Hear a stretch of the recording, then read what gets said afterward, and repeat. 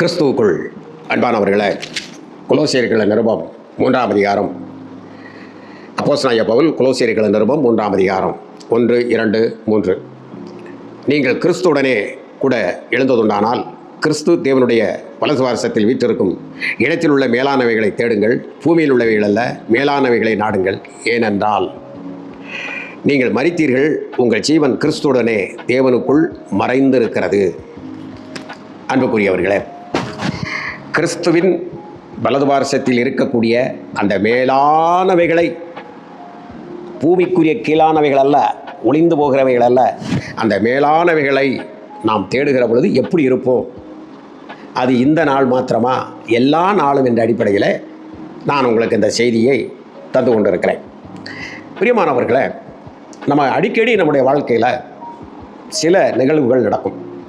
இப்போ உதாரணமாக எடுத்துக்கோங்க, சுருக்கமாக சொல்கிறேன். ஒரு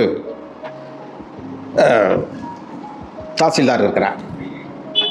அவருக்கு கீழே வேலை பார்க்கக்கூடிய ஒரு VAO, வில்லேஜ் அட்மினிஸ்டர் ஆஃபீஸர், கிராம நிர்வாக அதிகாரி.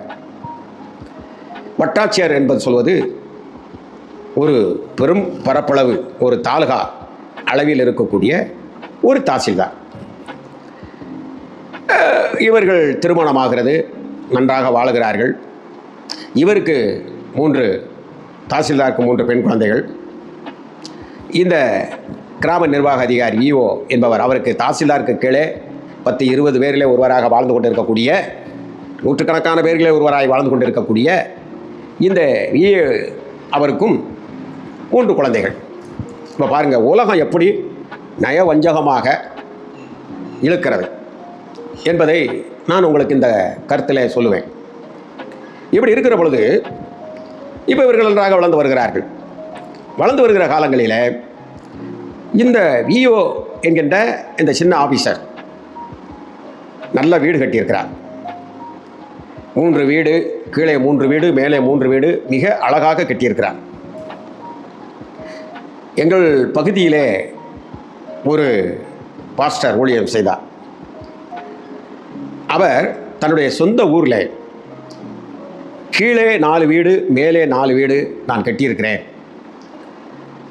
அந்த வேலைகள்லாம் நடந்து கொண்டிருக்கிறது.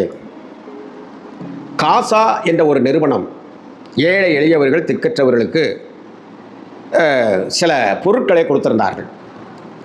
அதில் 10-30 பொருட்கள் வந்திருந்தன. அதில் 20 ஒவ்வொருவருக்கும் கொடுத்தாகிவிட்டது. இன்னொரு 10 பேர் புதிதாக ஆண்டவரை அறிய சொல்லிக் கொண்டிருந்தக்கூடிய அந்த 10 நபர்களுக்கு அந்த பொருளை கொடுப்பதற்காக பேர் எழுதி வைத்திருந்தேன். ஒரு நாள் திடீரென அந்த பாஸ்டர் வருகிறார். இரவு 9 மணி. அவ்விடத்தில் என்னிடத்தில் ஒரு உதவி ஊழியராக இருந்து கொண்டிருந்த மார்ட்டின் லூத்தர் கிங், இப்பொழுது அவர் நல்ல ஒரு பாஸ்டராக இருக்கிறார். அவரும் இருந்து கொண்டிருக்கிறார் கூட. வந்தவுடனே சொன்னார், இதை எவ்வளோ பொருள் இருக்கிறது என்று சொன்னார். 10 பேர் கொடுக்குறது, நாளைக்கு கொடுக்க வேண்டியிருக்கிறது. இல்லை, அது நான் அந்த VO கொடுக்கணும், அவருக்கு கொடுக்கணும், இவருக்கு கொடுக்கணும், ஆகவே அதை எனக்கு இப்பொழுது கொடுங்க, நான் கொண்டு போக வேண்டும் என்று சொன்னார். சொல்லிவிட்டு மிக வேக, ஐயா கொடுக்க வேண்டிய ஆளுக்கு கொடுக்க வேண்டிய, இல்லை கொடுக்கணும் அப்படின்னு. அதை ஒரு பெரிய சாக்கில், ஒரு பண்டல், அந்த பருத்தி பண்டல் கட்ட பெரிய சாக்கில், 2 சாக்கில் போட்டு 10:15 சிவராம் வண்டியில் என்னுடைய உச்சப்புலி ரயில்வே கேட்டில் நின்று அதை எனக்கு உதவியாக இருந்த சகோதரன் அவருக்கு ஏற்றி விட்டார். அதை அவர் எங்கே கொண்டு போனார் தெரியுமா? அந்த வீடு கட்டி கொண்டு இருக்கிற அந்த ஊரை மட்டும் சொல்லாமல் சொல்கிறேன். கீழே 4 வீடு, மேலே 4 வீடு, கழுத்திலே பெரிய சங்கிலி போட்டிருப்பார். அதிலே வேலை செய்யக்கூடியவர்களுக்கு இந்த பொருளை கொண்டு கொடுக்குறார். அது மாத்திரமல்ல, எங்களுடைய பாம்பன் திருச்சபை இடி விழுந்து அதில் நிறைய தேக்கங்கட்டைகள் இருந்தது. அப்போ ஒரு PC மீட்டிங் நடக்கும்போது சொன்னார், இந்த தேக்கங்கட்டைகளை நாம் ஒவ்வொருத்தர் ஏலம் போட்டு நம்ம எடுத்துக்கொள்வோமே என்று சொன்னார். அங்கே இருக்கக்கூடிய ஒரு சிலர் நபர்கள், நான் உட்பட, அது ஆலயத்திற்கு தவிர வேறு எதற்கும் செலவழிக்கக்கூடாது என்று கருத்தை வெளிப்படுத்தி அவருடைய கருத்தை தோற்கடித்தோம். நான் சொல்லுவது புரியுதா உங்களுக்கு? நான் ரட்சிக்கப்பட்டு விட்டேன், ஞானஸ்தானம் எடுத்து விட்டேன், திருவிருந்தில் பங்கு பெறுகிறேன், நான் பாஸ்டருக்கு படிப்பதற்கு எனக்கு தகுதி இருக்கிறது, நான் பாஸ்டராக 5 வருஷம் படித்து விட்டேன், மிஷனரியாக 1 வருஷம் போய்விட்டேன், இப்பொழுது நான் முழு பட்டம் வாங்கிவிட்டேன் என்று சொன்னவர் கூட மேலானவைகளை நோக்கி பார்க்காமல் தலகுப்புற கீழானவைகளை பார்த்து கொண்டிருந்து ஏழை எளியவர்களுக்கு கிடைக்கக்கூடிய அந்த 10 நபர்களுக்கு கிடைக்கக்கூடிய பொருளை தான் கட்டி கொண்டிருக்கக்கூடிய வீடு கட்டி கொண்டிருக்கிறவர்களுக்கு கொண்டு கொடுத்தார்.